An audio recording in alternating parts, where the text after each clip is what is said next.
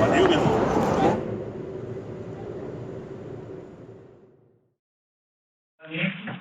O bispo longamente, depois ele falou das virtudes da alma intelectiva. Então, primeiro começou com as virtudes da alma sensitiva, depois nos explicou a alma intelectiva e agora está dedicando um pouquinho de tempo aos vícios. É isso que ele está fazendo. Então vamos lá. Quinta, né? É então quando a prudência se opõe ao desejo e tem sua resistência sobrepuxada, e censurando de alguém por capitular, diz-se ser a prudência extremamente forte. Mas isso soa estranho, pois significa que a mesma pessoa é capaz de ser a uma vez prudente e desregrado. No entanto, ninguém poderia sustentar que o indivíduo prudente é capaz de realizar voluntariamente as ações mais e, além disso, já foi demonstrado que o prudente exige-se ele mesmo na ação. Disso referir-se ele aos fatos particulares. Ao que se deve acrescer ainda que a prudência implica a posse também das demais virtudes. Está dizendo assim, o que ele quer dizer é o seguinte: pode alguém ser considerado prudente mesmo assim fazer coisas erradas? Prudente é Frônides, lembra do Frônides? Frônides é aquele que tem sabedoria prática, é aquela pessoa que sabe exatamente a justa medida das suas ações. Pode uma pessoa assim ser chamada de prudente e ao mesmo tempo ser capaz de uma coisa vil, como puxar o rabo de um gato? Não é isso, né? No fundo ele está dizendo que pode. Tá? Portanto, ele está tentando criticar a ideia de que o prudente não é capaz de fazer coisas erradas. Do mesmo modo que Sócrates achava que aquele que tem conhecimento jamais pode fazer nada contra esse conhecimento. Está dizendo que sim, porque ele no fundo está querendo dizer o seguinte, que o que motiva o desregramento não é um problema de conhecimento, na verdade, não é uma falta de medida. É o sujeito ser sensível ao império de uma determinada paixão num dado momento. Você pode encontrar pessoas com muito conhecimento que são capazes de fazer coisas erradas. Por exemplo, o fulano que larga a mulher para casar com uma moça, sei lá, 40 anos mais nova que a mulher, porque foi mobilizado por aquilo. Isso não é uma coisa que você pode esperar de um sujeito PhD, doutor, com pós-doutorado. Não é isso? Então, o que conduz determinados aspectos do mundo das paixões não são coincidentes com o que acontece no mundo da sabedoria frônides, na sabedoria prática. É isso que ele está tentando nos dizer aqui, tá? Mas vamos esperar ele contar mais, depois vai ficando tudo muito claro.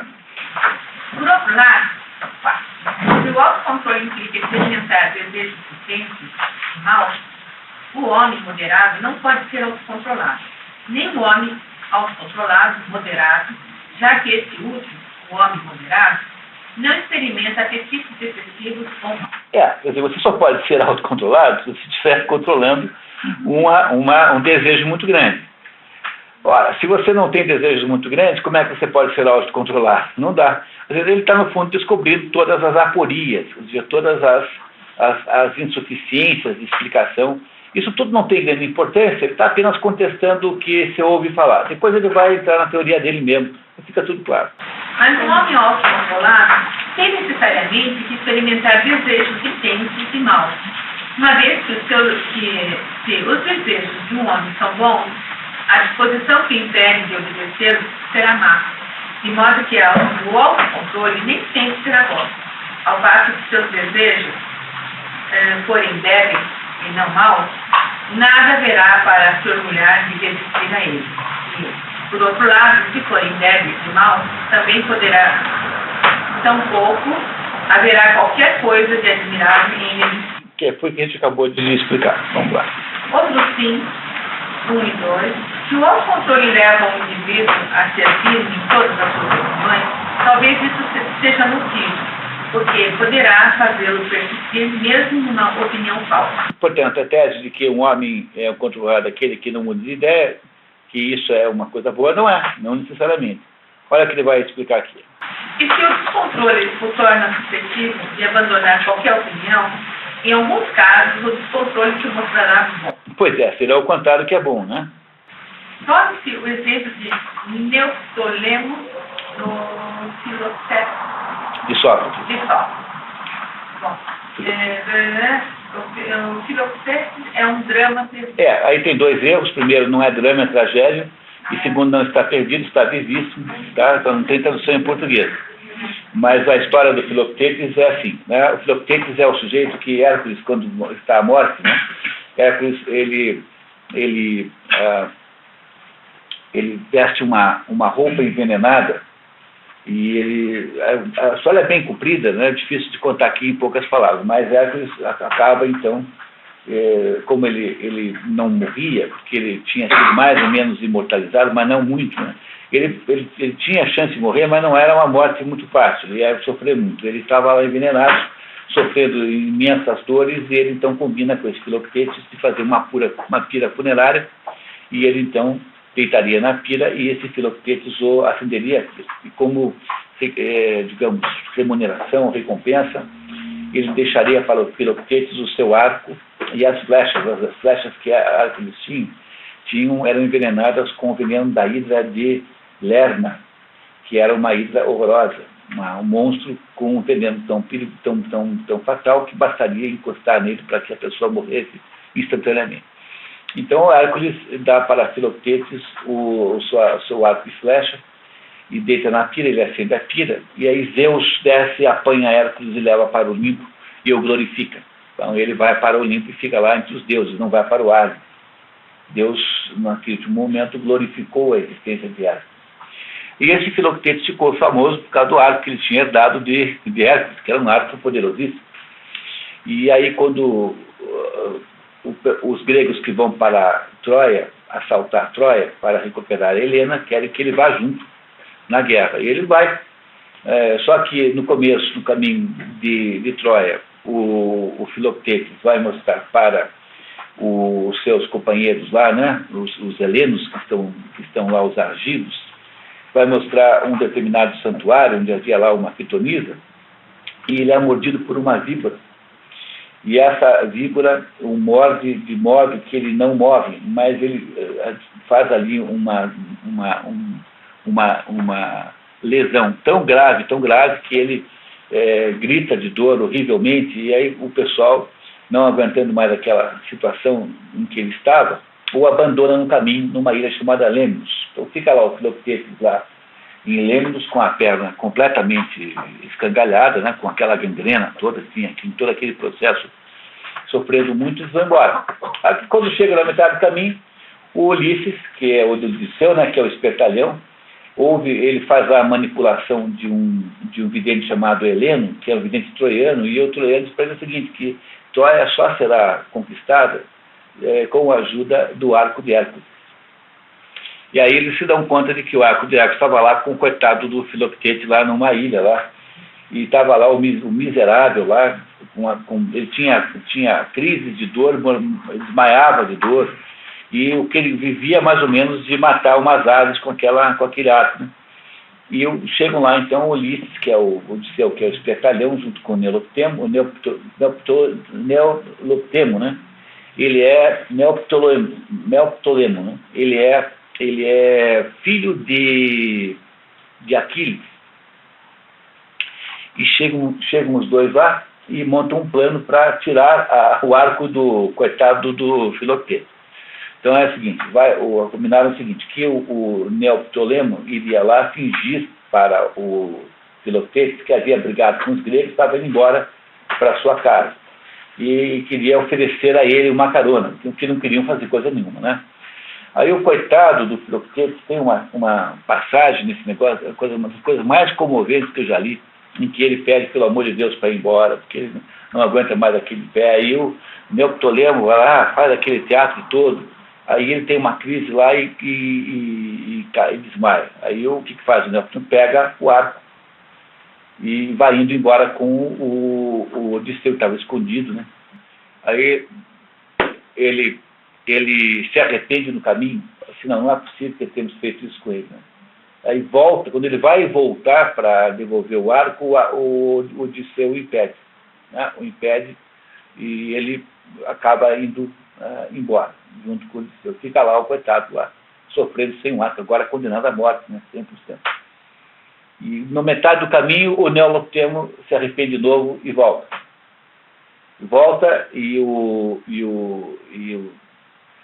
E começa aquela briga, e até que Hércules chega das nuvens e fala assim para o Filoctetes: vá para Troia. Então aí acaba o Filoctetes indo para Troia, e de fato é com este arco que é morto Paris. Paris, que era o Castor de Helena, né, irmão de Heitor. Foi. Foi daquele jeito lá que ele estava, mas ele estava normal, mas foi lá para Troia e o arco depois foi usado por não sei quem, não foi ele que deu o tiro, tá? Mas foi para Troia o Filoctetes. Então, essa história aqui é o drama de consciência do Neoptolemo, né? Que é de saber, de estar usando uma mentira e uma farsa que para o Odisseu seria normal, porque afinal, aí na Ilíada, ele é o espertalhão por excelência, depois na Odisseia é que ele aprende a não ser espertalhão, mas aqui ele é espertalhão, e aí então tentaram enganar o coitado. Então é isso que ele está dizendo aqui, tá? Esse é o exemplo que o Aristóteles está dando aqui dessa situação de arrependimento e culpa pela trapaça.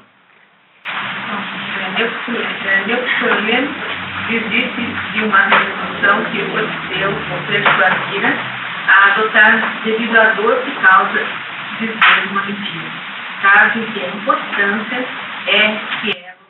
Quer dizer, o fato de que o Neoptolemo não foi constante na manutenção da mentira passou a ser uma boa coisa, né? E não uma má coisa. Com isso ele está dizendo que não se pode achar que uma pessoa virtuosa é a pessoa constante, porque às vezes é preciso fazer o contrário. É isso que ele está dizendo, está mostrando a fraqueza dos argumentos reinantes sobre as virtudes. Do outro lado, apresenta-se a dificuldade suscitada pelo argumento dos sofistas. Estes desejam demonstrar sua ingenuidade, prendendo seus adversários aos paradoxos e, quando logram êxito ou encadeamento de raciocínio resultante, acaba no beco sem saída. O pensamento se vê sobre trilhões indesejosos de imobilizar a atrair. O pensamento se vê sobre trilhões indesejoso de imobilizar-se, porque não pode aprovar a conclusão atingida, e, simultaneamente, incapaz de avançar, porque não consegue desatar o nó do argumento. Isso é de uma importância tão extraordinária que ele está dizendo aqui, é o modo como você manipula a mente do outro. Você parte de uma premissa falsa e com ela você conclui uma coisa qualquer. O sujeito tem a intuição de que aquilo está errado, aquela conclusão. Mas ao mesmo tempo ele não sabe por que está errado. Então ele fica imobilizado, paralisado entre essas duas situações. Quer ver o que é uma situação como essa? Por exemplo, chega um sujeito num boteco e fala assim para o dono do boteco: tem aí um sanduíche? Tem. Então me dá um sanduíche. Tá? Aí o sujeito vai lá, traz o sanduíche para o cliente, né? Aí o cliente fala assim: bom, espera um pouquinho, dá para trocar por uma pinga? Aí não, pode. Aí troca o sanduíche e pega a pinga. Você toma uma pinga e diz assim: bom, então até logo, né? Aí o dono do bar fala assim: não, mas o senhor não vai pagar a pinga? Não, eu troquei pelo sanduíche. Sim, mas não vai pagar o sanduíche? Eu não comi.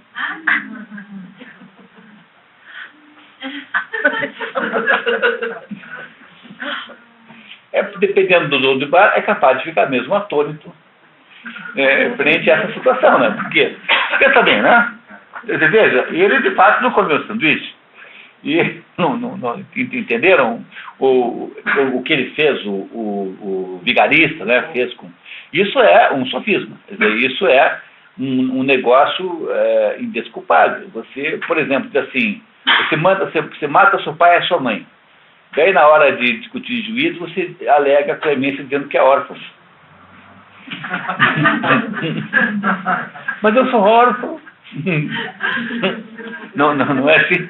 Não é. Quer dizer, o sofista é o sujeito que faz esses jogos de palavras. No tempo de Sócrates, os sofistas estavam... Porque a Grécia, a partir da instalação da democracia, criou um enorme mercado para sofistas. O que eram sofistas? Eram professores de retórica, que iam de cidade em cidade ensinando os seus alunos interessados, né, que quisessem lá pagar, a serem espertalhões. Então, ensinavam as pessoas a argumentar de uma maneira que ganhasse a discussão sem ter razão. Essa é a ideia do sofismo, do sofista. O Sócrates dizia que ele não era sofista, porque ele queria a verdade. Então, toda a maneira como Sócrates se relaciona com isso é numa maneira antissofística por excelência. Mas os sofistas eram muito importantes, porque num ambiente muito intenso de participação política, é naturalmente desejável, né, ter professores assim. E esses sofistas, então, eram pessoas muito bem sucedidas economicamente, porque todo mundo que queria falar ia aprender retórica com essa turma. O que Sócrates tinha de muito diferente é que ele era exatamente o contrário do sofista, porque ele não queria ter razão, ele queria descobrir a verdade. E é por essa razão que filosofia chama-se filosofia, porque filosofia é o amor à verdade e não ao amor à vitória. Então, não é ter razão, é chegar à verdade dos fatos. Isso é que caracteriza o filósofo, ao contrário do que caracteriza o sofista. Mas essa metodologia de dar esse nó na cabeça dos outros é a metodologia mais importante hoje em dia na propaganda revolucionária. Não é isso? Quer dizer, você para fazer as pessoas não aceitarem o MST, você gera nas pessoas uma incongruência. Né? Então, você cria uma situação de colocar o MST, quando há uma denúncia contra o MST, você produz uma denúncia que torna o MST a vítima daquilo que ele mesmo faz. E aí as pessoas não sabem mais como fazer, porque elas não entendem o que aconteceu isso e elas não são capazes de reagir a isso. É o modo como se faz hoje propaganda política. O tempo todo você faz isso. O tempo todo você gera esses paradoxos na cabeça dos outros e a pessoa, então, que não consegue decifrar o que está acontecendo ali, ela se deixa levar pela imobilidade e aí torna-se mais ou menos concordante com tudo que você inventar. Então, esse é o estratagema que Aristóteles está denunciando aqui há 2.400 e poucos anos, de como é que se faz para criar essa imobilização do outro lado. Você precisa criar este paradoxo. O sujeito não concorda com a premissa, mas ele não consegue contestar porque ele não sabe o que está errado naquele raciocínio. Ele não compreende o que está errado. Então ele fica paralisado entre essas duas dúvidas. Então não concorda, mas também não sabe dizer que não. Então paralisa. A mente fica paralisada e prisioneira de si própria. Enquanto isso acontece, o pessoal já tomou o governo, já conseguiu provar o que queria, e você simplesmente deixou que tudo acontecesse. É um problema muito mais importante hoje que no tempo de Aristóteles, na prática. Continuamos. Um dos argumentos dele prova que a loucura associada com os descontrole é uma virtude. Eis como é desenvolvido. Se um homem é louco e também desregrado, devido ao seu desregramento, ele faz o contrário daquilo que crê, que deve fazer. Mas ele crê que as coisas boas são más e que não as deve fazer. Consequentemente, fará boas coisas e não más. Então, é o sofisma, né? O que ele está dizendo é o seguinte: o sujeito acredita que o bom é mal e o mal é bom. Então, ele é a favor, por exemplo, de comer criancinha. Tá? Então, ele acha que isso é bom e não mal. No entanto, como ele é louco, ele fará exatamente o contrário do que ele acha que é bom. Então, ele não vai comer criancinha nenhuma, porque ele está tentando fazer o contrário do que é bom. Ele está tentando fazer o mal. Mas como ele achava que o mal que ele acha que é mal, na verdade é o bom, então ele acaba fazendo o bom, entendeu? Por tabela. É a situação chamada de Catch 22. Vocês viram esse filme? Tem um filme aí americano chamado Catch 22. Catch 22. Que é uma situação lá que se passa no Pacífico, na Segunda Guerra Mundial. Tem um grupo de soldados americanos estacionados lá naquelas ilhas. E a ilha é o que há de pior na face da Terra. É uma ilha horrorosa. Não tem nada de bom, não tem praia, é toda pantanosa, um horror, tem pernilongo, tudo quanto é lado. Entendeu? A ilha é o pior lugar do mundo para se estar. E todo mundo quer ir embora. Aí, como todo mundo quer ficar na ilha, o comandante da ilha estabelece a seguinte regra: só serão repatriados os considerados insanos. Então só é maluco que pode ir embora. Aí naquele momento há uma fila de gente que vem lá para testar a insanidade, para ver se consegue então ser repatriado. Daí eles dizem assim: bom, o senhor é insano? Sou. Bom, então, se o senhor fosse insano, o senhor ia querer ficar aqui. Como o senhor não quer ir embora, então o senhor não é insano. Então está desqualificado a sua insanidade. Entendeu? Isso é a situação Catch 22 que ele está descrevendo aqui. Aquela situação em que você supõe que o sujeito maluco seja bom, porque ele tenta fazer o mal, mas como o que ele pensa que é mal, na verdade, é bom, porque ele é maluco, então ele acaba fazendo bem. É isso que ele está dizendo aqui. Ele está tentando desqualificar uma das teorias a respeito disso vigentes ali. Continuamos. 2 de 4. Alguém que realiza e busca o que é prazeroso com base em convicção e escolha poderia ser considerado um melhor homem do que alguém que age da mesma forma, mas não a partir de cálculo, e sim com base no descontrole, porque esse primeiro é mais fácil de ser recuperado, uma vez que pode ser persuadido a alterar sua convicção, enquanto o homem desregrado se encaixa na pergunta do provérbio que diz: quando é a própria água que te sufoca, o que beberás para lavar a garganta? Fosse ele convencido de que o que faz é certo, uma mudança de convicção poderia tê-lo feito desistir. Mas como é agora, ele está convencido de que deve fazer uma coisa e, não obstante, faz uma outra. Ademais, se o autocontrole e o descontrole podem ser manifestados com referência a qualquer coisa, qual é o significado do epíteto descontrolado inqualificadamente? Ninguém possui toda forma de descontrole, e ainda assim nos referimos a alguns homens como simplesmente descontrolados. Então, ele está colocando dúvidas, tá? A primeira dúvida, um pouco no parágrafo anterior, é quem é que é mais condenado? O sujeito que é descontrolado de modo consciente e organizado, ou o sujeito que é descontrolado porque não é capaz de controlar uma paixão, um desejo? Qual dos dois que é descontrolado? Essa é a ideia. Então ele está botando dúvidas sobre o que é que se pensa sobre isso. Ele vai explicar daqui a pouquinho melhor. E agora também, né, o que é ser descontrolado? É ser descontrolado com uma coisa só ou ser descontrolado em geral? Não é? Muito bem, então vamos ver como é que ele explica para nós essas coisas todas. Alguém quer substituir a Roseli? Desculpe. Nós estamos aqui explorando a Roseli. Quando quer continuar, você toca. Então tá. Aí, aproximadamente são as dificuldades que surgem, né? Parte das opiniões conflitantes terá que ser refutada e eliminada, ao passo que uma outra parte manterá sua posição, pois a solução de uma dificuldade consiste em descobrir a resposta para o problema. Olha só, aqui tem uma coisa importantíssima, por favor, espere um minutinho. Aqui mais uma característica metodológica de Aristóteles. Tá? Então ele diz assim: a solução de uma dificuldade consiste em descobrir a resposta para o problema suscitado. Quer dizer, quando você tem, no fundo é assim, escolher a dificuldade é encontrar a verdade. Ele vai tentar descobrir agora qual é o busilis, como se dizia antigamente, quer dizer, qual é o ponto central da questão. É a maneira pela qual ele vai descobrir como é que resolve isso ou não. É o que ele fará no parágrafo seguinte. Ele vai tentar agora entrar no mérito, porque agora ele já não está mais criticando as diversas abordagens sobre o que seja vício, o que seja intemperância, etc. E vai começar agora a tentar entender isso filosoficamente. E é o que fará agora a partir de agora. Tá? Então agora ele vai tentar organizar o pensamento sobre isso.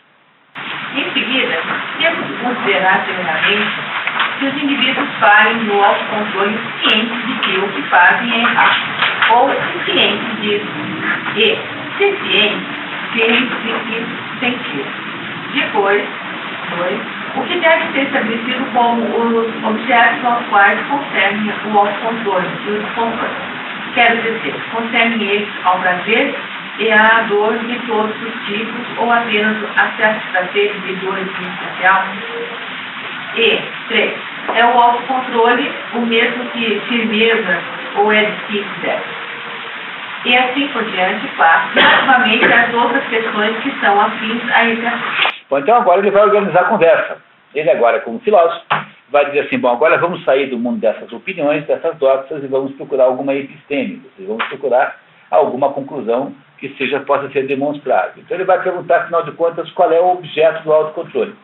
E vai dizer que o objeto do autocontrole são os prazeres e as dores. Então, o desejo que tem o descontrolado de aumentar o prazer ao máximo e diminuir a dor ao máximo, né?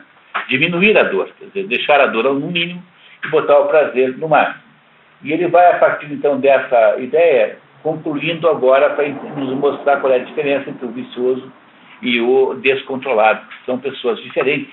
Ele falou lá no começo que não eram do mesmo gênero, mas não são da mesma espécie. Vamos dar chance para ele explicar, então. O ponto de partida para a nossa investigação é indagar se a diferenciação do homem autocontrolado e daquele descontrolado é constituída por seus objetos ou por suas disposições. Quero dizer, se um homem chamado de descontrolado, desligado, exclusivamente porque não consegue conter-se com referência a certas coisas, ou antes porque tinha uma certa disposição, ou devido a ambas as razões combinadas. Uma segunda questão é, podem o autocontrole e o descontrole ser manifestados em relação a tudo ou não? Quando se diz de um homem que ele é descontrolado, desregrado, sem uma qualificação complementar, não significa que ele é assim em relação a tudo, mas há aquelas coisas em relação às quais um homem pode ser moderado. E também não significa meramente que está envolvido com essas coisas, caso em que descontrolado seria o mesmo de imoderado, mas que está envolvido com elas de uma maneira particular. O imoderado serve aos seus apetites por escolha, tendo como certo sempre buscar o prazer que se oferece, enquanto o homem de autocontrole deficiente não pensa assim, mas o busca igualmente. Tá, então aqui ele está dizendo que há uma diferença entre o imoderado e o descontrolado, porque o imoderado se parece muito mais com o vício, porque o imoderado é aquele sujeito que conscientemente procura o excesso de prazer. Não é isso? Tá? Se a gente olhar agora para aquele esquema dos vícios e das virtudes, a virtude está no meio termo entre, digamos, uma busca desenfreada, sob esse ponto de vista aqui, né? Quer dizer, no assunto que diz respeito a esse pedaço, a virtude está entre, digamos, a busca irrefreada do prazer e, do outro lado, alguma coisa que ele já disse para nós que não existe, um ser humano que se recusasse a ter qualquer prazer não existe. Nem há palavra para isso, porque seria uma espécie de apatia existencial completa. Então, isso não existe. Mas o que é uma vida uma vida sábia, uma vida virtuosa em termos de busca do prazer? Não é nem alguém que passa a vida inteira procurando isso e todas as suas ações são para isso, e não é também alguém que não tem nenhum desejo, que é completamente indiferente aos prazeres sensoriais. Isso seria mais ou menos o mesmo tempo. Então, o que é um imoderado nesse esquema? O moderado é um vício, é aquela pessoa que deliberadamente procura o extremo superior, o extremo de excesso de prazeres. O outro não. O outro é o sujeito que não faz isso. Por exemplo, o outro teve uma vontade louca de comer brigadeiros, depois ele comeu 35 brigadeiros. E depois de comer 35 brigadeiros, ele se arrepende profundamente de ter tido aquela vontade. Quer dizer, o outro que apenas submeteu-se a um impulso de comer brigadeiros, depois de ter feito isso, fica arrependidíssimo de ter feito isso. Não é isso? É muito diferente de alguém que tivesse como norma de vida comer brigadeiros. Quer dizer, esse exemplo é ruim, porque os brigadeiros fariam os mesmos efeitos digestivos nos dois casos, né? Então, ambos passariam mal depois. Mas é a mesma coisa que alguém que tem uma vida, por exemplo, que acha que tomar drogas é uma espécie de regra da vida. Ele passa a vida tomando droga. E é muito diferente do fulano que um dia experimentou lá porque estava tentado a fazer aquilo, depois fica arrependidíssimo de ter feito. Entenderam que há uma diferença nessas duas coisas? No primeiro caso, você tem o imoderado, que é o vicioso. No segundo caso, você tem o desregrado, o incontinente, que é aquele sujeito que não foi capaz de controlar aquele desejo naquele momento. O primeiro é muito difícil de lidar, porque o primeiro caso é do sujeito que está completamente habituado a um determinado esquema de vida que ele vive conscientemente. No segundo, é possível fazer alguma coisa a respeito. É possível que essa pessoa possa, de alguma maneira, educar os seus desejos. É a mesma coisa o sujeito que tem uma existência voltada para a agressividade. Ele acha que essa vida se vive brigando com todo mundo. Essa é aquela pessoa viciosa nisso. E a outra, o fulano que deixou-se conduzir pela ira, eventualmente por uma paixão que ele não foi capaz de combater de alguma maneira. Vocês estão entendendo o que ele está fazendo? Está tentando nos ajudar a entender a diferença que há entre os vícios e a crasis. Né? A crasis, o vício, né? E a caquia e o que é a imoderação, que é a crasis, que é a falta de poder, que nesse caso, literalmente falando, significa falta de poder fazer, mas não é porque você não é no poder porque você não tem como reagir. Nesse sentido que é a falta de poder. É incapacidade de evitar, incapacidade de lutar contra uma tendência da alma sensitiva, contra uma tentação aqui e acolá. Então essas coisas são diferentes. Está o tempo todo tentando nos mostrar isso. Tá? Continuamos, por favor. Olha, a sugestão de que não é contra o conhecimento, mas contra a opinião verdadeira que os indivíduos descontrolados agem, é distribuída de importância para o nosso argumento. Alguns novos sustentam suas opiniões com absoluta certeza e assomam o conhecimento positivo. Conhecimento positivo é episteme, tá? Ou seja, por conclusão científica.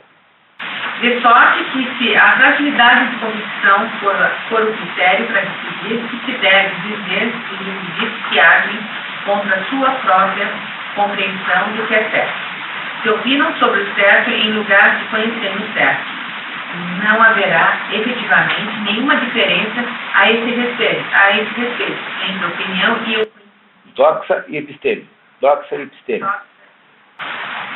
Uma vez que alguns homens estão tão firmemente convictos daquilo que opinam, quanto outros estão daquilo que conhecem, segundo Heráclito. Aqui tem um erro de tradução, pessoal, tá? Que é o seguinte, não é que é segundo Heráclito, é como o caso de Heráclito, porque o Heráclito tinha a mesma convicção de afirmar coisas que ele tinha certeza de coisas que ele achava. Então, o que ele está dizendo que tudo isso para dizer o seguinte, que o fato que o sujeito afirma produz uma razão convicto, peremptória para aquilo que está fazendo, não significa nada, porque tem gente que faz isso para coisas que não têm o menor cabimento, que são coisas, são doxa apenas, são opinião e não são episteme. É isso que ele está dizendo, tá? Como é o caso de Heráclito, ele está criticando aqui. Tá? Não é que Heráclito tenha feito isso, tenha dito isso. Ou seja, é possível ser dogmático com até aquilo que você não conhece. Se alguém tem dúvida disso, é só conviver um pouquinho no Brasil, onde todas as discussões são peremptórias e todo mundo que está discutindo um assunto faz de conta que eu conheço profundamente, porque aqui a questão não é você descobrir a verdade, mas é apenas ter razão. Que são as relações de poder relativas que estão aí em questão. Tá? Então, o Portugal me conta uma história genial, que estava um exército, ia montar lá um acampamento lá de um rio, um exercício do exército, não sei aonde, e aí começou uma dúvida sobre se o rio corria para a direita ou para a esquerda. Porque isso é importante na hora de fazer a ponte, não sei o que, tinha que saber isso.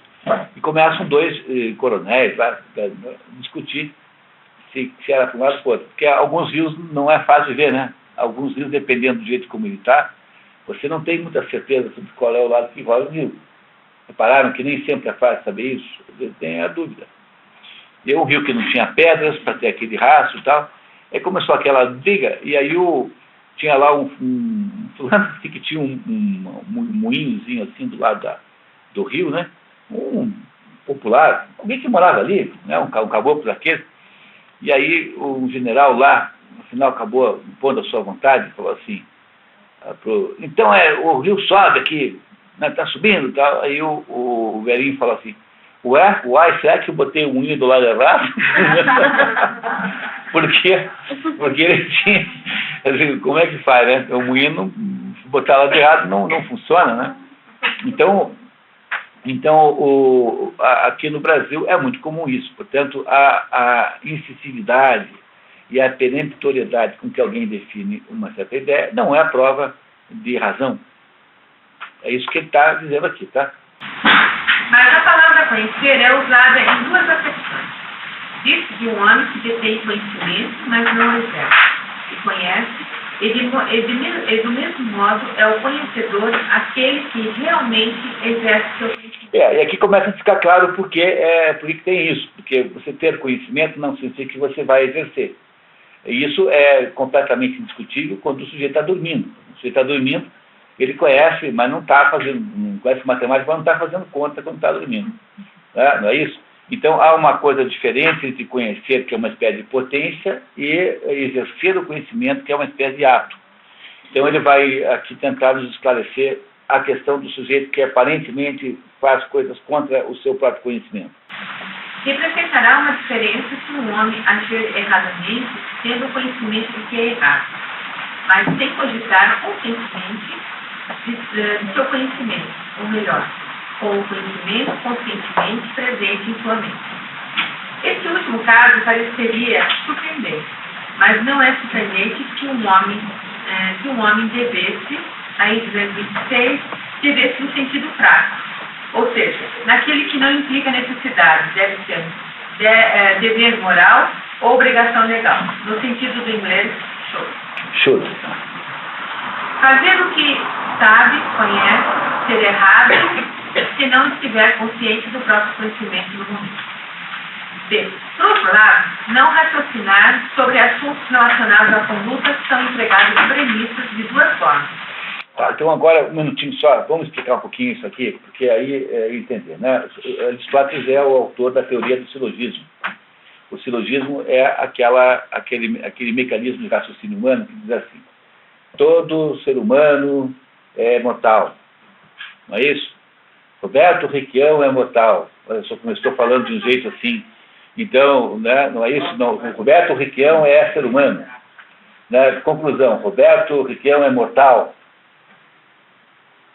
Compreenderam? O que é isso? É a premissa maior, todo ser humano é mortal, é universal.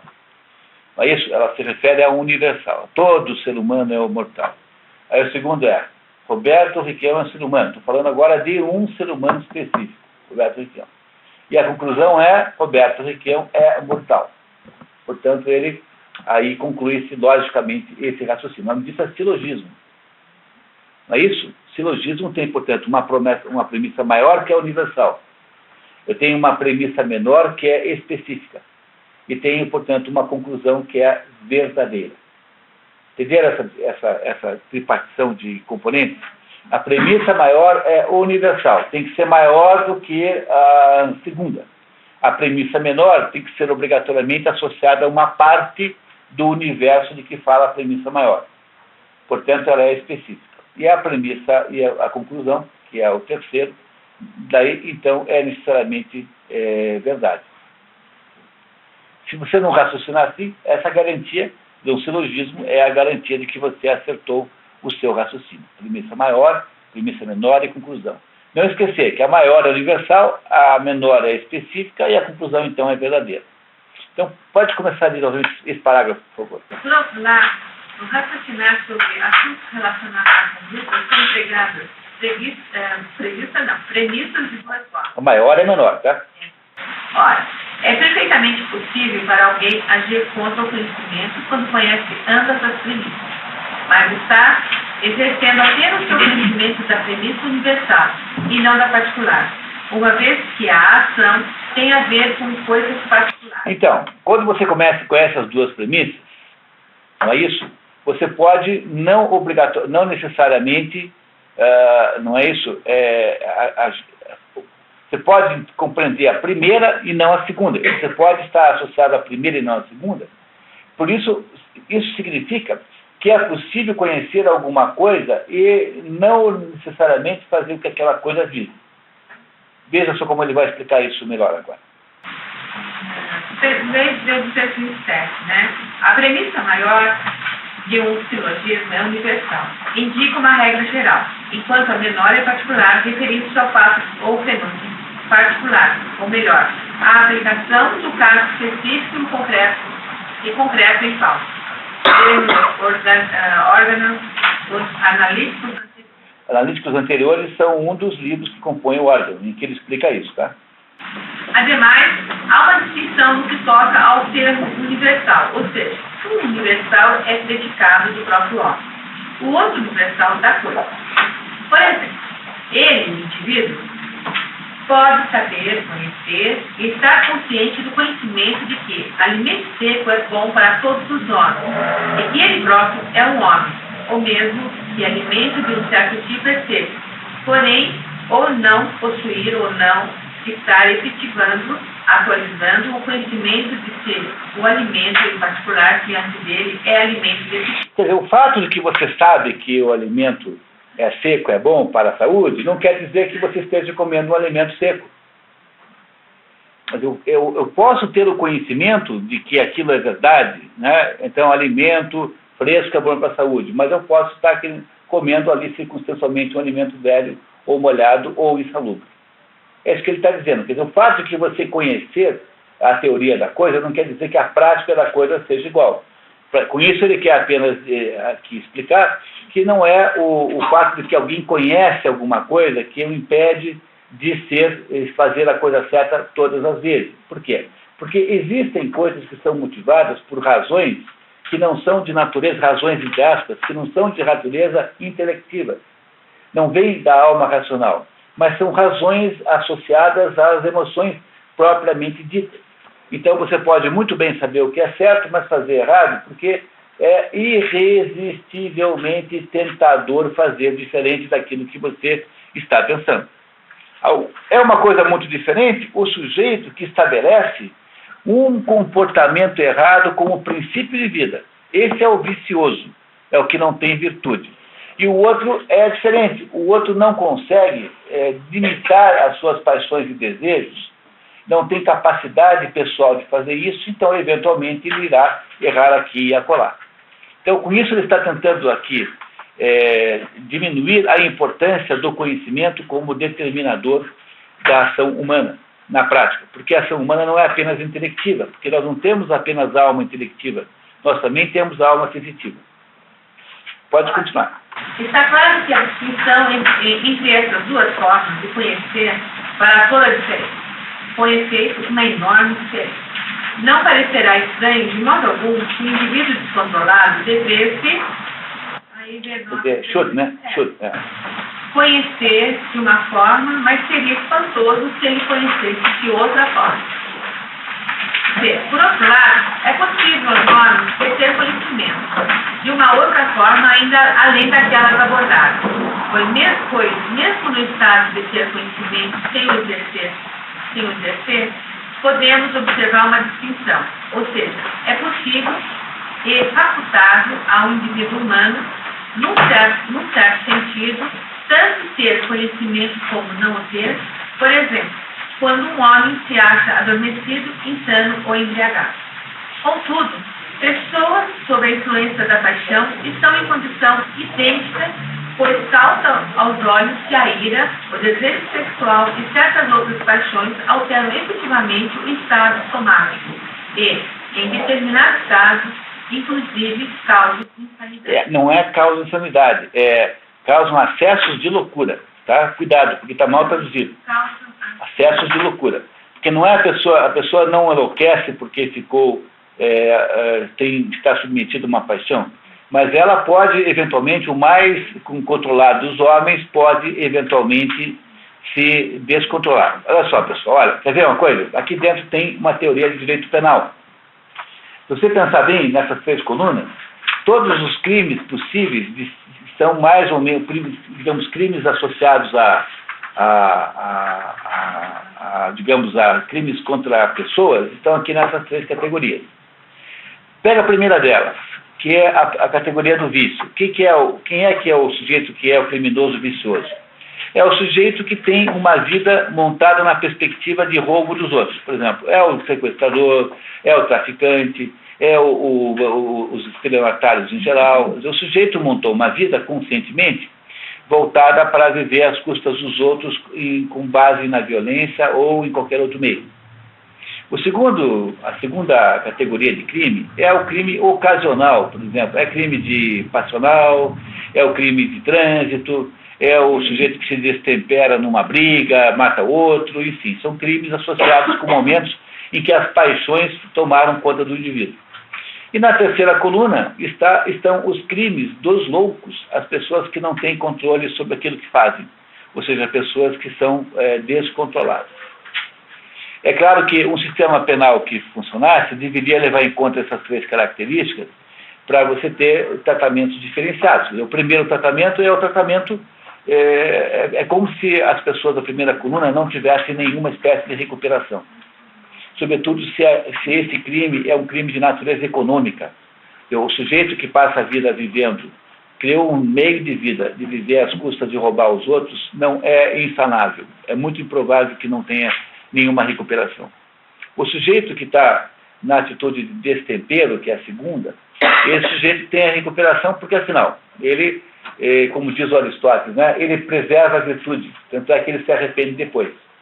E a regra para saber se há ou não há possibilidade de salvação está em saber se o sujeito, depois de cometer o crime, se arrepende ou não. Então, esses sujeitos maus aí, essa gente quadrilheira, esses sujeitos aí que matam os outros à toa, eles não têm nenhum arrependimento dos crimes que cometem. Eles acham apenas que foram pegos, mas eles arrependimento mesmo não têm. Eu conheço 171, né? Assim, algumas pessoas, 171. Tem os 3 conhecidos assim, que estão presos. Né? E daí, quando eu falo com eles, assim, eles ligam, né? Claro, gravado, né? Mas eles ligam pra mim. E eu falo assim, bom, vai mudar, né? Você vai sair logo, né? Eu vou recuperar tudo que der. Está vendo como é que é? O 71 é estelionatário. É o código, no Código Penal é o número do artigo, né? Acho que é isso. Então, vocês compreenderam essa diferença que tem aqui, que o Aristóteles está nos contando?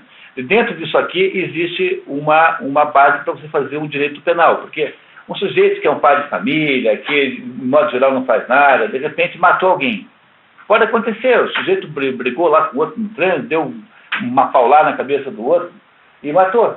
Quer dizer, uma pessoa como essa não tem que ter o mesmo tratamento que tem alguém que é um produtor frio e sistemático de crimes, que é o fulano que não se arrepende. Está vendo? Olha ali, ó. Como é que cura essas três situações aí? O vicioso é incurável, porque não se arrepende. O vício é crônico. Quer dizer, o vício está o tempo todo acontecendo. O desregrado sente culpa e se arrepende, a não ser que seja obstinado, que tem 3 tipos de obstinado. O teimoso, o estúpido e o rude, diz o Aristóteles. São 3 maneiras de você ser obstinado. E o descontrole é intermitente, quer dizer, o descontrole ele não é permanente, ele acontece, depois acontece de novo, ele não acontece o tempo todo. Como o descontrolado é apenas alguém que está aí incapaz de controlar as suas paixões, ele é o Hércules. Porque essa é a verdadeira história de Hércules. O Hércules é filho de Hera e filho de Zeus, mas não é filho de Hera. O Zeus quer ter um filho humano que seria o mais importante de todos os líderes humanos. E aí então o Hércules, sonhado por Zeus, ele então escolhe a mulher mais bonita que havia, a Alquimene, e casa com ela por um estratagema, assim, digamos, condenável, né? Mas casa com ela, e a Alquimene tem então um filho chamado Alcides. O nome do Hércules verdadeiramente é Alcides. E aí a Hera, que era mulher de Zeus e que não é mãe de Hércules, fica morrendo de inveja e ciúmes e resolve perseguir o guri. Por isso que o nome dele muda para Heracles. Heracles significa a glória de Hera.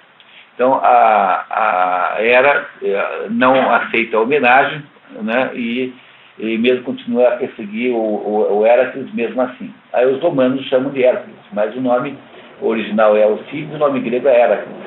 Pois, qual é o problema que Heracles tem que resolver? Ele é filho de Zeus, portanto, ele tem, digamos, força espiritual, mas ele não é filho de Hera, portanto, ele não tem potência amorosa, e só tem força espiritual. Como ele não tem capacidade amorosa, ele não sabe controlar as emoções. Ele, já quando é criança, ele mata o professor de música, chamado Lino, dá com o instrumento musical na cabeça do professor, que o repreendeu por estar tocando mal. Ele, logo, o pai dele, chamado Anfitrião, o manda embora para morar com os pastores. Ele chega lá e já mata um leão que fazia mal, né? Fez bem, né? E ele, aí em seguida, é convidado para uma festa na casa do rei vizinho, e na mesma noite ele dorme com as 50 filhas do rei vizinho, e ele vai fazendo excessos a vida inteira, até que uma hora, um dado momento, ele, claro que na história, mal conduzido, ou seja, enganado por ela, que eu quero me prejudicar, mata os 3 filhos, num acesso de raiva, achando que estava matando lá os filhos os filhos, no caso, que há várias versões da história, né? Nessa versão que eu estou contando, achando que eram 3 dragões ou monstros. Na hora que ele mata os 3 filhos, ele defronta-se então com a realidade da vida dele, que ele é um sujeito sem capacidade de controle das emoções. Ele não controla as emoções de jeito nenhum, portanto ele é um perigo ambulante, porque ele é enorme e muito forte.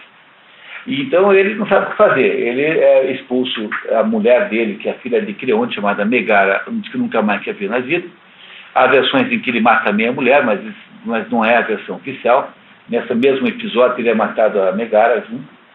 E ele então vai embora, meio que abandonado por todos, né, depois de cometer um crime tão horroroso, e acaba indo a um oráculo, e o oráculo diz para ele que ele deve voltar e submeter-se ao rei, que lhe daria 12 trabalhos. Os 12 trabalhos de Hércules nada mais são do que 12 esforços pessoais para produzir o controle das suas emoções que estão descontroladas. Então, o primeiro trabalho que Hércules tem que fazer, eu não vou contar os 12, porque a gente vai passar o resto da noite aqui, né? Tá? Mas o primeiro trabalho que ele tem que fazer é matar o leão de Nemeia. O leão de Nemeia era um leão perigosíssimo, terrível, que comia todo mundo lá. E o leão de Nemeia não pode ser morto por perfuração, porque ele é invulnerável, o seu pelo é invulnerável a lanças, facas, punhais e fios de força. Então, o que é que ele faz? Ele estrangula o leão de Nemeia e com uma das unhas do leão, ele esfola o leão e passa a andar com aquela pele de leão para cima e para baixo. Então, que a representação mais comum do Hércules é com aquela pele de leão. O que é que significa, simbolicamente, o primeiro trabalho de Hércules? Significa que ele, ao vestir a pele do leão, ele está aceitando simbolicamente o leão como seu modelo de vida. Olha, o que o leão é? O leão é o mais forte, o mais valente, o mais poderoso dos animais, né? E, no entanto, o leão é o mais sereno de todos. Então, você, quando vê a fotografia do leão, ele sempre tem uma aparência de serenidade, porque ele é o exemplo da força sob controle. Tanto é que no circo prefere-se o leão, porque o leão é controlável, o leão não é traiçoeiro. Os felinos pintados são todos traiçoeiros, com exceção como é que se chama esse guepardo? O guepardo é um animal confiável, tanto é que na África ele é criado em casa como se fosse gato. Mas os outros felinos são traiçoeiríssimos, todos eles. Os pintados são todos traiçoeiros, o leão não. O leão não atraiçoa, ele é sempre previsível, tem sempre uma espécie de controle sobre a sua força. Ou seja, o que faz o Hércules a partir do primeiro trabalho, depois cada um dos outros é mais ou menos a mesma coisa, né? Cada um representa simbolicamente o controle de uma emoção, do mundo emocional. É tentar vencer essa situação desse segundo defeito moral, que é o defeito da acrásia. Ou seja, Hércules é o mais claro dos acrates. Né? Os acrates, em grego, são aqueles que não têm controle, são os descontrolados. Ora, a história de Hércules é a história de que é possível você interferir sobre isso e se curar. Porque o acrates, que é o descontrolado, ele tem consciência de que ele é um sujeito com um defeito, se arrepende de ter feito o que fez, portanto, ele pode recuperar, de alguma maneira, a consciência. Mas o outro não. Aquele que é vicioso, esse tem uma vida constituída em torno de uma atividade viciosa. Ou seja, ele é mau porque ele é deliberadamente mau. E esse não tem solução nenhuma. Então, no sistema penal chinês, quando tem um sujeito que é estelionatário, assim, que faz pequenos roubos, qualquer que seja qual for a gravidade, eles chamam os parentes e os vizinhos e falam assim, você se responsabiliza? Não, então mata. Como se não tivesse nenhuma solução. Quer dizer, a visão desse assunto é meio aristotélica, sabe, na China.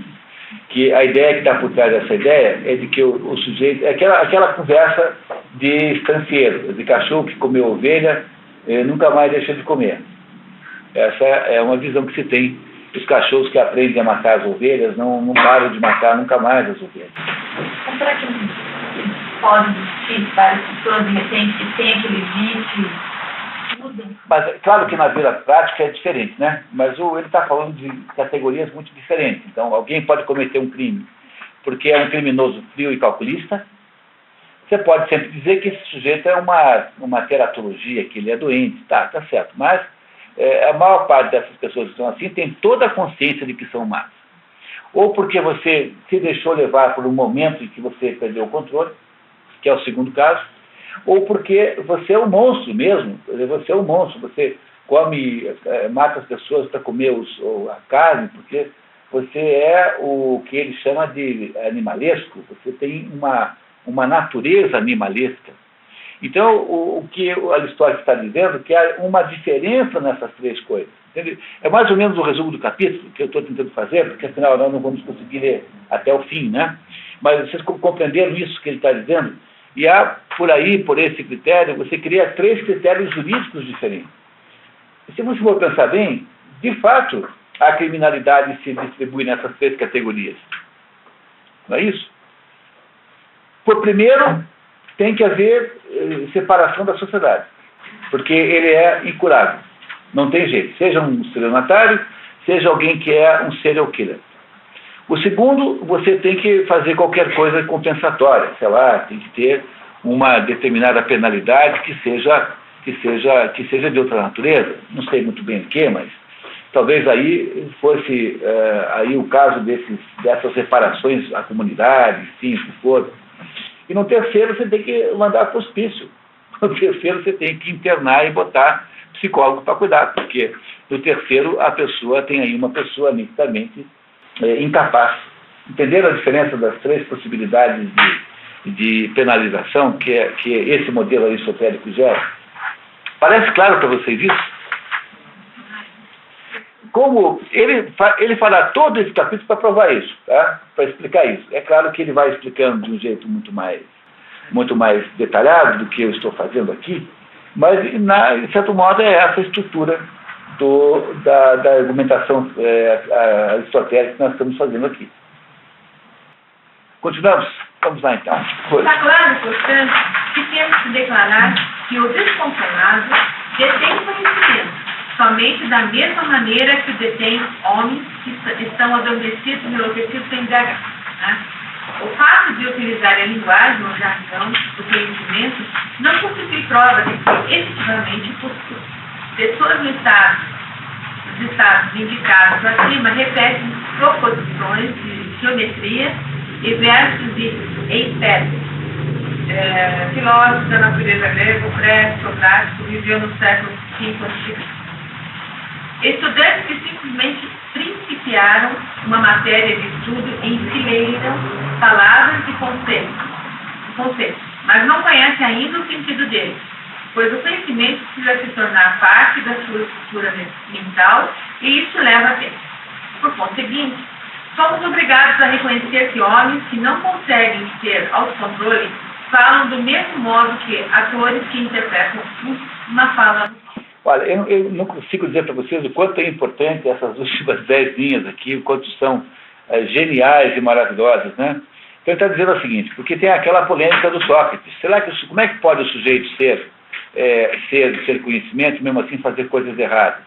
Então o sujeito sabe que não é para correr atrás da mulher do vizinho, mas ele arruma um amante. O sujeito é um padre que fica pregando moralidade na igreja e depois transa lá com a mulher da limpeza, lá da sacristia, ou arruma um caso com o sacristão. Então, como é que pode uma coisa dessa, né? Veja, esse é o assunto lá apenas para se referir ao último encontro lá das expedições, a tal do cisma donatiano, que era o fato de que, quando houve aquela perseguição lá aos cristãos, no início, conduzido lá, né, pelo imperador de Roma, muita gente renegou a religião. Aí, quando acabou a perseguição, os que não renegaram não aceitavam mais a autoridade desses outros como chefes da igreja. E diz assim, olha, a igreja não pode viver de gente que é covarde. Então, como é que pode? Um padre que é covarde continua sendo capacitado a dar os sacramentos? Não é uma boa pergunta? O problema desse cisma donatiano é simples. Se você for levar a ferro e fogo, como diz o Nelson Rodrigues, né? Que se você conhecesse a sexualidade dos outros, ninguém cumprimentava ninguém na rua. Diz o Nelson Rodrigues assim. Né? Acho que está no casamento, dentro do casamento tem essa frase. Né? Mas é aquela história, se você for levar a ferro e fogo, não sobra ninguém, porque somos todos pecadores. Quer dizer, todos os padres são pecadores também. Os padres não são santos, eles são pecadores como os outros. Então você não pode estabelecer que os sacramentos só valem quando o sujeito é Jesus Cristo pessoalmente que faz a administração. Então não pode, porque no fundo quem dá a graça do sacramento não é o padre, é Deus. O padre é apenas um instrumento humano para isso. Então é a mesma coisa aqui, né? Veja que coisa impressionante, né? Então ele está dizendo que algumas pessoas, embora conheçam as coisas, tenham conhecimento, mesmo assim elas são ainda capazes de pecar exatamente ali onde o seu conhecimento é maior. Não é? É isso, tá? É o rabino lá roubando gravata. Ele não deve dizer lá na sinagoga que é bom roubar gravata, né? O tal do rabino Sobel, né? Mas olha só, vamos ver, de novo. Ó. Desculpe, eu queria muito ler de novo, porque é muito importante, tá? O fato de utilizar a linguagem, um jargão do conhecimento, não constitui prova de que efetivamente o possui. Estamos ali na 10ª linha anterior ao final do parágrafo. Pessoas nos estados indicados acima repetem proposições de geografia e versos empédocos. Quer dizer, sabem recitar coisas, falar de conhecimento. Estudantes que simplesmente principiaram uma matéria de estudo ensineiram palavras e conceitos, mas não conhecem ainda o sentido deles, pois o conhecimento precisa se tornar parte da sua estrutura mental e isso leva tempo. Por conseguinte, somos obrigados a reconhecer que homens que não conseguem ter autocontrole falam do mesmo modo que atores que interpretam uma fala no palco. Então, o sujeito está lá sendo uma personagem que ele não é, na verdade. E é por essa razão que esse conhecimento, não tendo sido incorporado, ele é muito frágil e é passível de qualquer momento ser sobrepujado pela paixão. Qualquer paixão, mesmo que seja uma paixão fraca, irá sobrepujar esse conhecimento.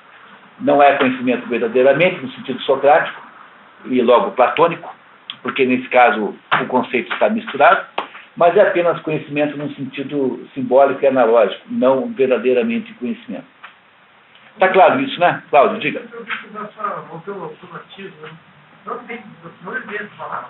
Não, é que o bispo indicado por Roma, né, não foi aceito pelos padres, pelos bispos, porque tem lá um determinado bispo para ir morar no Norte da África, foi indicado por Roma.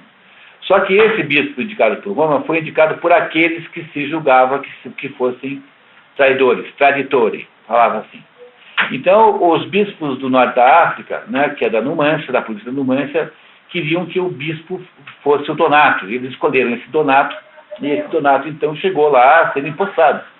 contra a opinião de Roma. Então gerou um cisma que foi até o fim do cristianismo da África. Porque esse cisma, ele é um cisma em princípio, porque ele é uma disputa entre, digamos, o clero do norte da África e o clero de Roma, mas ele traz dentro de si também uma heresia, que é a heresia de achar que apenas pessoas perfeitas podem ministrar os sacramentos, porque isso exigiria uma humanidade que não existe. Então, você não pode exigir do padre que seja perfeito.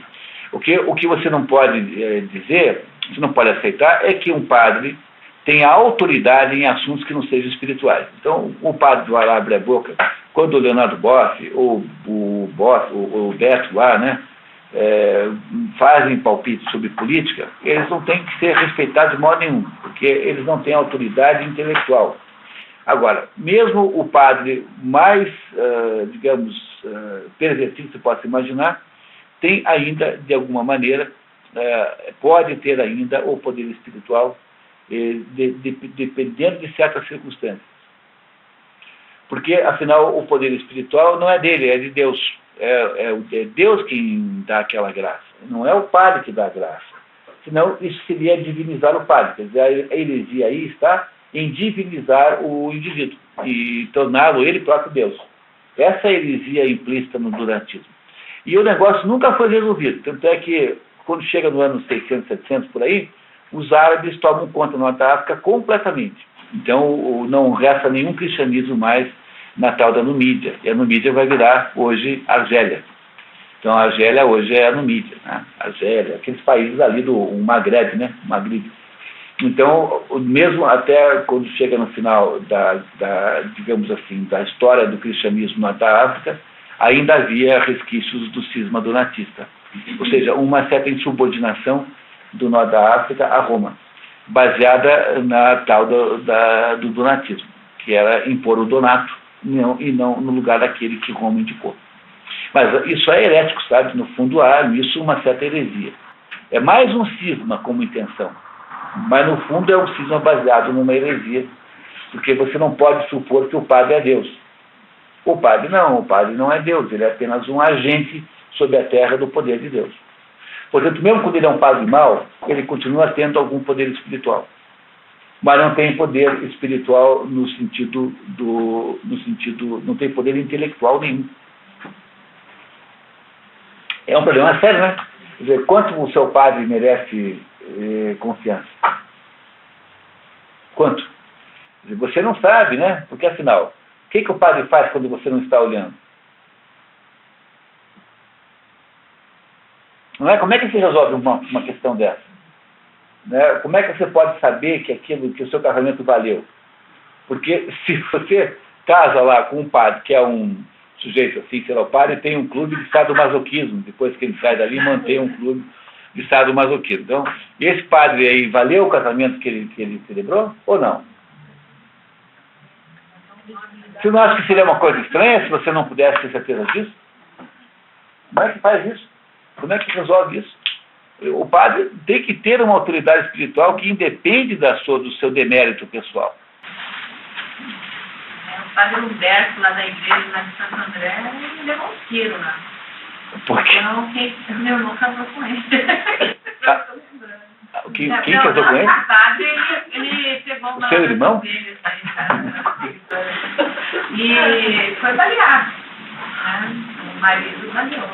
Eu não lembro agora, né? Agora você está me falando, né? Estou lembrando. Pois veja bem, eu não sou o autor desse problema, quer dizer, quanto o seu padre vale como agente espiritual?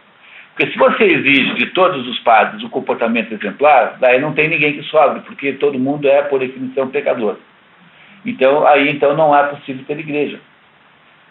Não é? Porque o próprio primeiro padre, que é teoricamente São Pedro, é o primeiro padre, que ele foi, digamos, o iniciador, é o sujeito que um pouco antes havia renegado Jesus Cristo 3 vezes. Não é isso a mesma coisa que fizeram esses bispos romanos lá, quando o imperador lá, acho que era meu Deus, quem era agora, os andou perseguindo. Então não fizeram nada mais do que São Pedro fez, né? Renegaram a igreja, renegaram Cristo. Ora, São Pedro perdeu o poder de ser distribuidor do espírito? Não. Por que é que esses padres aperderiam? Essa é a argumentação de Santo Agostinho, mas não posso fazer isso. Porque, no fundo, se nós tivéssemos que viver com essa dúvida, você teria... Como é que você viveria com a dúvida? Porque os atos sacramentais são feitos por pessoas cuja vida real e concreta você, de fato, não conhece. Você pode achar que o padre é uma pessoa, tal, mas você não conhece. Conhece? Não. Tá? Supor que Deus os protege do pecado é uma suposição absurda, porque eles continuam sendo seres humanos, portanto são pecadores. Portanto, não é possível você imaginar uma situação, dentro do cristianismo, em que a qualidade do sacramento que o padre produz é equivalente à sua, digamos, à sua santidade pessoal, porque isso não dá para fazer, mesmo porque é inverificável. O que você pode imaginar é que determinadas pessoas, por razões da sua santidade pessoal, são capazes de um certo grau de poder maior do que outras. Mas também não é garantido, porque não há nenhuma regra que diga isso.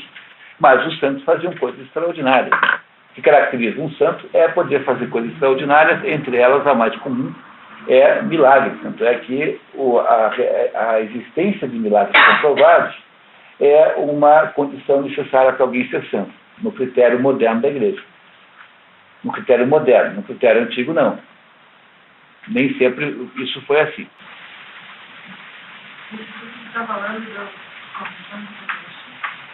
Um pouquinho, sim, mas não tudo, né? Um pouquinho, sim. Não, porque o que acontece é que o cisma donatiano foi um dos cismas que ele enfrentou, assim, foi um dos problemas que ele enfrentou mais assim, intensamente em vida. Ok? Continuamos lá, pessoal? Vamos lá. Outro sim, é possível também estudar a causa do descontrole com referência à sua natureza. Aqui também está errada a tradução, tá? Não é com referência à sua natureza, mas é referente à natureza, como se fosse um assunto pertencente à natureza. Se nós estamos na natureza, não, 230, ou seja, coloca só ele entendeu isso, os outros dois entendem completamente diferente. Num silogismo prático, a premissa maior é uma opinião, enquanto a menor se refere a coisas particulares, as quais estão no domínio da percepção. Um silogismo prático não é um silogismo científico, é um silogismo sobre coisas práticas da vida. Então a premissa maior é uma opinião, não é episteme, é doxa. Não é isso? É isso que ele vai mostrar agora, tá? Ora, quando as duas premissas são combinadas, tal como no plano teórico, tal como quando é episteme, ou seja, quando é ciência, a alma, isto é, a alma através da sua parte seletiva, é compelida a afirmar a conclusão resultante. No caso do plano prático, é forçado de imediato a realizar. Por exemplo, dadas as premissas, todas as coisas doces devem ser provadas, e aquela coisa ali é doce. Um exemplo particular da classe geral. É ser obrigado, ser capaz e não obstado, imediatamente aprovar a... Olha, então veja como ficou interessante agora. É assim, quando é um silogismo científico, então aquilo que se está falando é episteme. A premissa maior é epistemática, digamos assim. Então é alguma coisa segura, né? Porque episteme é conhecimento seguro. Mas quando é prático, não, porque a premissa maior é apenas uma opinião. Como, por exemplo, todas as coisas doces devem ser provadas. Isso é uma afirmação científica? Não, mas claro que não, né? Ninguém pode defender esse negócio, porque tem gente que é diabetes, tem gente que não sei o quê, tem gente que não pode ficar disso, pelo outro. Não é isso? Quer dizer, não é uma verdade absoluta, incontestável, que tudo que é doce deve ser provado. Isso é apenas a opinião que alguém tem. Por exemplo, um sujeito que é fanático por doce é capaz de defender essa ideia, né? Não é isso? Não é isso? Não é isso? Então, no caso do raciocínio científico, quando a premissa maior está certa, a menor está certa, a conclusão é verdadeira. Então você admite intelectualmente a conclusão. Mas aqui não, porque aqui é assim, tudo que é doce deve ser provado. Esse troço é um doce, logo eu tenho que prová-lo agora. Então a conclusão não é mais apenas uma conclusão intelectual, mas é o ato de comer o doce. Significa o seguinte, que a pessoa que é mobilizada pelas suas emoções, pelas paixões, também, de alguma maneira, assenta esse comportamento por algum ato racional em termos, né? Que é fazer esse raciocíniozinho aqui, que é um ato, obviamente, de baixo conhecimento, porque não baseado em episteme, mas baseado em doxa, ou seja, baseado apenas numa opinião e não baseado numa conclusão universal. Portanto, aí mais uma razão para o sujeito tornar-se um destemperado, né? Porque ele pode até mesmo admitir alguma regra disso. Não é isso? Que eu tenho um amigo que diz assim, toda vez que quer fazer uma coisa errada, ele diz assim, amanhã é Natal. Então, como amanhã era Natal, né? Entendeu? Então era como se isso autorizasse qualquer atitude errada, qualquer excesso. Era uma espécie de micrológica que ele usava para poder ser destemperado. Entendeu? Usava esse argumento assim, e você vai descobrir que você certamente usa alguma coisa assim de vez em quando também. Tá? Você arruma uma boa razão, até uma aparente razão incontestavelmente lógica para poder fazer aquilo que você faz. Tá? Compreenderam isso? Tá? Claro, né? Vamos continuar, por favor, Rosina. Quando o certo estiver presente na parte intelectiva da alma, de um lado um juízo universal que proíbe de formar e do outro lado um juízo universal afirmando que todas as coisas doces são agradáveis e uma premissa menor, aquela coisa ali é doce.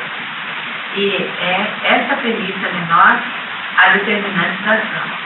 E quando o desejo estiver presente constantemente, então, ainda que o primeiro juízo universal afirme, evite aquela coisa, o apetite levará a pessoa a ela, uma vez que o apetite é capaz de pôr em movimento várias partes do corpo. Entendeu? É como Santo Agostinho dizendo assim, Senhor, dai-me a castidade, mas não agora. Que acabei de tocar o telefone, entendeu? Não vou agora não, pelo amor de Deus. Entenderam? Entenderam o que é isso? Entenderam o que ele está dizendo aqui? Santo Agostinho diz isso nas confissões, ele explica isso. Falou assim, eu, Senhor, que eu tão estúpido que eu era, cheguei até a fazer isso. Entendeu? Porque Santo Agostinho era teoricamente cristão, a mãe dele era cristã, até que a mãe dele foi santa antes dele, né? Santa Mônica.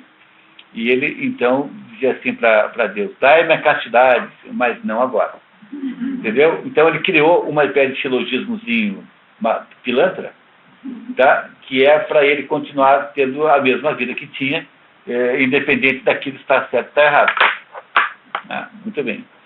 Assim, ocorre em todos os indivíduos falham no autocontrole, agem, em certo sentido, sob a influência de uma razão ou opinião, mas uma opinião que não se opõe em si mesma à justa razão, mas que o faz apenas acidentalmente, pois é o apetite e não a opinião que oferece realmente oposição. Consequentemente, não se pode dizer dos animais inferiores que são descontrolados, desregrados, mesmo que fosse pela exclusiva razão de serem incapazes de formar conceitos universais e somente de formar imagens mentais e lembranças de coisas particulares. Se perguntarmos como a ignorância do descontrolado é explicada, de modo a permitir que ele retorne ao estado de sentimento, a resposta será a mesma dada ao estado de embriaguez e sono, e não caracteriza falhas de autocontrole. Teremos que procurar a explicação para isso na ciência natural. Na fisiologia. Então ele vai escrever num outro livro lá de fisiologia para tentar compreender esse fenômeno, tá? Num outro livro. Mas na medida em que a última premissa, a qual gera a ação, constitui uma opinião em torno de algum objeto de sentido, e é essa opinião que o descontrolado, quando sob a influência da paixão ou não, possui, ou somente possui de uma maneira, como vimos, não significa que realmente a conhece, mas somente o faz repeti-la como o homem é. Repete as máximas de Empédocles. E visto que o termo final não é universal e não é considerado como sendo um objeto de conhecimento científico, da mesma forma que o termo universal é. Nós nos vemos, parece, conduzidos à conclusão que Sócrates pretendeu estabelecer. E isso porque o conhecimento que está presente quando ocorre a falha do autocontrole não é o que se sustenta como sendo conhecimento no sentido autêntico.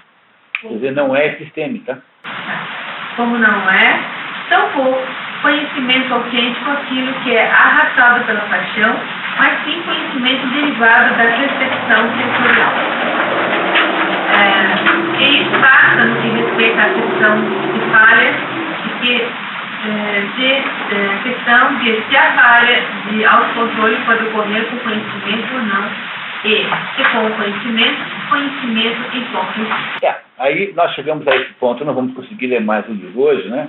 E nem esse capítulo, porque nós vamos passar para o outro, contanto que vocês aceitem aqui que essa folha que vocês receberam é o resumo do capítulo. Então nós vamos ter que agir agora no final desses 3 últimos, por causa da nossa impossibilidade aqui de tempo. Então, se vocês retomarem aqui esse documento, por favor, a folha aí solta, o esquema aristotélico número 11, então, o Aristóteles diz que há 3 grandes desvios de conduta: caquia, acrasia, periotes. Caquia é a ligação com o vício, com aquilo que é contrário à virtude. A acrasia é o defeito de se não ter temperança, portanto, ter intemperança, ou incontinência, ou desregramento, cada um traduz como quer. E a última, por sua vez, é um defeito grave, que é sair da bestialidade. Aristóteles diz aí na frente, vocês não vão poder ler comigo hoje, diz que a gravidade de um comportamento errado é diretamente proporcional à consciência que você tem sobre ele. Portanto, há aí uma sequência de gravidade maior para o vício, de gravidade menor para o desregramento e de gravidade pequena ou nula para a bestialidade. Porque a bestialidade é um ato que é feito quando a pessoa saiu dos limites do humano. É alguém que diz Aristóteles lá, né? Como é que se manifesta? Por disposições bestiais, por exemplo, pela natureza, como o canibalismo. Pela doença, como as manias. Alguém que é louco. O sujeito é louco, tem lá mania de perseguição, sei lá, mania disso, daquilo. Mania significa loucura, né? Mania significa loucura. E terceiro, pelo hábito, como a pederastia, que para Aristóteles é um hábito abominável. Apenas para vocês aí saberem que não havia nenhum consenso na Grécia Antiga sobre o hábito da pederastia, né? Homens mais velhos que tinham casos com jovens, né? Homens, né? Isso, então, diz que essas 3 são as 3 causas do comportamento bestial, né? Da bestialidade, e que, portanto, podem estar misturadas também. Depois ele explica lá com mais detalhamento. Leiam, por favor. Então, ele acha que a bestialidade de todos os 3 defeitos é o menos condenável moralmente, porque o sujeito não está ciente de nada, ele transformou-se numa fera. É uma pessoa, um louco, que não merece pena, mas não merece, digamos, admoeta moral. O sujeito não sabe o que ele está fazendo. Ele fez uma coisa errada porque ele acha que aquilo é certo, ele perdeu a noção do certo e errado. Então, diz o Aristóteles que essas 3 coisas não são a mesma coisa, são diferentes. Primeiro, porque tem um grau de consciência diferente. Quanto mais perto da bestialidade, menor é a consciência daquele ato. Diz o Aristóteles que o primeiro é o mais grave de todos, que é o vício, tanto é que ele dedicou metade do livro ao vício, porque o vício é um ato consciente de adesão a um projeto mau. Quer dizer, o vicioso tende a não se arrepender do que faz, porque ele simplesmente decidiu que ia ser mau. É o caso aí daqueles 3 lá que você citou. A maior parte dos criminosos são assim. Eles têm uma ideia de que, ainda mais porque há tantos sociólogos da USP nesse momento da história, dizendo que ser criminoso é aproveitar para reduzir as injustiças sociais. Quando você afirma que o crime tem origem na distribuição de renda, não sei o quê, você está dizendo o seguinte, que o sujeito é uma vítima. Então, o sujeito que assalta você é uma vítima da sociedade. Então, quem é que gera criminalidade no Brasil? Os sociólogos da USP, porque eles aqui são advogados dessas barbaridades. E compreenderam? Então, esse primeiro aí, ele tem sempre razões intelectuais para julgar julgar a sua perfídia, a sua cupidez, a sua torpeza, digamos. A sua torpeza é, de alguma maneira, justificável, ele embarca conscientemente numa vida de vícios. Então ele tem uma justificativa para ser assim. Por isso Aristóteles acha que isso aí é irrecuperável. Porque a única possibilidade da recuperação é o arrependimento. E é por isso que todas as religiões são assim. Em especial o cristianismo. E é por essa razão que a confissão é absolutamente importante e eficaz para que haja o perdão. Não é possível haver cristianismo com perdão sem a confissão, que é essa ideia aqui. Como esse primeiro não se arrepende de nada, porque no fundo ele acha que ele tem razão, sobretudo porque ele leu um artigo do sociólogo da USP que diz que ele está só fazendo justiça social, quando ele está distribuindo a renda sua com ele. Isso é um ato até meritório e tal, não é?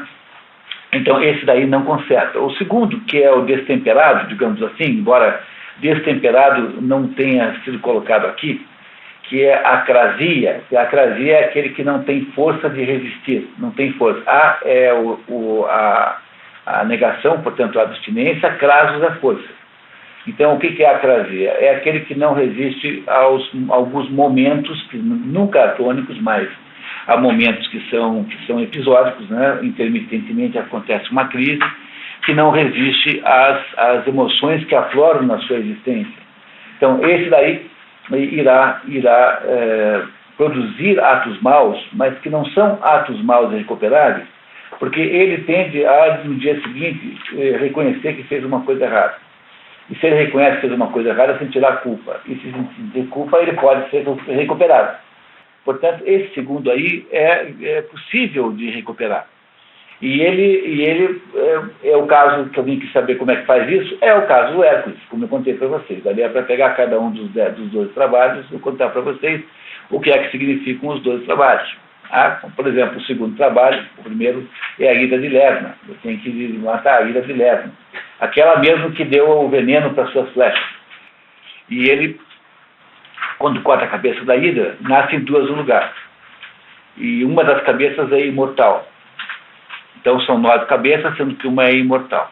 Então o que ele faz? Ele corta a cabeça e começa a cauterizar com fogo cada vez que ele corta. Qual é o sentido disso? Significa que para você poder arrumar a sua vida viciosa, né, e ser escravo das paixões, tem de agir caso a caso em pequenos vícios e resolvê-los 100%, porque são pequenos. Cada cabeça de uma vez você resolve. No entanto, não tenha nunca a esperança de se livrar de todos eles, porque uma cabeça é imortal. E aquela cabeça, então, que é imortal, o Hércules enterrou profundamente e botou uma pedra em cima. Porque, embora ela nunca vai poder ser destruída, ela sempre estará potencialmente em ação, de alguma maneira. Mas você joga lá no fundo do sistema. Entenderam? Mas o que é o Hércules? É um manual de disciplina das emoções. A história de Hércules é um manual da disciplina das emoções. Por exemplo, ele tem que perseguir a costa de Artemis, que é a quinta tarefa, se não me engano. A costa de Artemis é extremamente rápida. E ela não faz mal nenhum.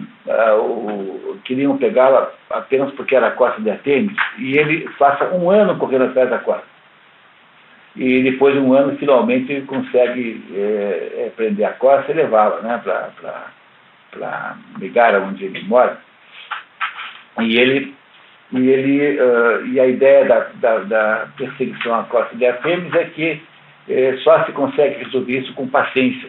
Você não consegue melhorar a sua vida emocional se você tiver pressa. É preciso ter a paciência de esperar 1 ano para conseguir pegar a costa de Artemis. Entenderam isso? Entenderam que é esse o sentido simbólico dos 12 trabalhos de Hércules? São 12 possibilidades de autoeducação que você faz para poder controlar suas emoções. No entanto, aquele que é vicioso não tem esse, porque ele não acha que esteja errado, ele não reconhece que está errado. E o Hércules tanto reconhece que estava errado que no final da sua vida, quando ele sucumbe um pouco antes da morte, a mais uma emoção, quando ele sucumbe a mais uma emoção, ele, no entanto, é reconhecido como Deus por Deus, que vem tirá-lo da pira e o leva para o Olimpo, não o deixando ir para o lar. Finalmente, Hércules vai para o Olimpo, lá recebe em casamento uma filha de Hera chamada Hebe. que não é a Hebe Camargo, por favor. Isso seria igual aí para o ar, entendeu? Entendeu? Que a Hebe é a deusa da juventude. A Hebe é a Hebe Camargo, chama assim por causa da Hebe, né, da juventude. Então o Hércules recebe como... Não ia dar, né, tal. Entenderam o que Aristóteles está nos dizendo nesse nosso capítulo aqui? Então, rapidamente, passando os olhos para terminar. Então, o que é caquia? Falha na medida e falta de virtude. Como é que é a oposição a isso? O homem virtuoso procura o justo meio, enquanto o vicioso delibera pelo vício. Como é que se manifesta? Por excesso ou falta. Como se cura? O vicioso é incurável porque não se arrepende. O vício é crônico, ele nunca desaparece. A crasia. Crasia é falta de força, quer dizer, o fundo é lassidão. Não é isso? O que é? Falta de deliberação. Diz Aristóteles que a crates, que é o homem que não tem força, conduzido pelas paixões, portanto, ele se deixa levar pelas emoções, como oposto a alguém que decide fazer errado, que é o vicioso. Não é isso? A oposição é o temperante, ecratex, que é o temperante, que domina o que seduz o homem comum. O acrates é dominado pela busca do prazer. Como se manifesta? Absoluta, pretende todos os prazeres, ou relativa, apenas a um. Como se cura? O desregrado sente culpa e se arrepende, a não ser que seja obstinado, que é ou teimoso, ou estúpido, ou ruim. O descontrole é intermitente, quer dizer, ele não é nunca contínuo, ele acontece de vez em quando. E o último, que é o caso mais grave, porém sem nenhuma possibilidade de intervenção, é o excesso de vício ou extravasamento dos limites da natureza, que é o sujeito bestial, no sentido ruim da palavra. O homem normal que se excede dentro do limite humano, sem parecer um animal. E como se manifesta pela natureza, pela doença, pelo hábito. Como é que se cura? Aristóteles não entrou no mérito, porque parece tão fora de propósito, como se não fosse possível nem estabelecer a pergunta. Porque trata-se de pessoas tão absolutamente fora desse mundo, né, que não é possível fazer a pergunta. Então, pessoal, com isso a gente terminou o capítulo 7, quer dizer, do jeito que foi possível, né? Não dá para fazer muito mais do que isso dentro dessa perspectiva. Esse é um capítulo muito truncado, é difícil de ler, eu reconheço, e certamente a gente já fez muito tendo feito esse esforçozinho do 7. Daqui a 15 dias nós nos encontramos de novo, e aí então, nesse último encontro, a gente estabelece uma vez o critério para essa história do livro. Para quem chegou depois, nós vamos fazer a metafísica de Aristóteles no próximo encontro, no próximo programa, aqui no segundo semestre, nesse mesmo local, no dia 4 de agosto começa, sempre pulando 15 dias, e a questão que ficou pendente é se nós vamos usar a melhor tradução por um preço muito mais alto do que uma tradução boa por um preço menor. Então, aí, 3 possibilidades de usar a tradução melhor, todo mundo com livro, ou alguém com fotocópia, que possa ter a possibilidade de pagar agora, ou se vamos usar a tradução mais barata, igual a todo mundo. Então, vamos tomar essa decisão e daí nós contamos para vocês. Então, a ideia está... Como é? Desculpe, não entendi. A tradução, seja como for a solução, nós compramos porque a gente consegue comprar com um desconto grande. Tá? Então é mais barato comprar, a gente não põe margem nenhuma, tá? Então espere para vocês o desconto. Porque o livro melhor custa 180, quanto é, pai? Quase 200 reais o livro melhor. A gente consegue brigar por um desconto assim de 40%.